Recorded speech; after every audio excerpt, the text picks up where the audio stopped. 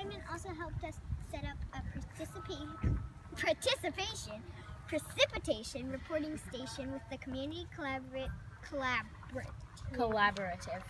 Rain, Hail, and Snow Network. COCOROS. That's the initials. We are now an official COCOROS reporting station. That's fun to say. Everybody And say our it, COCOROS. precipitation data is used by meteorologists and weather networks. Any questions? How did this rain gauge project connect to the overall science climate unit? Well, you explained that last time, so I'll do it. It's basically because if global warming's happening, it'll have less rain,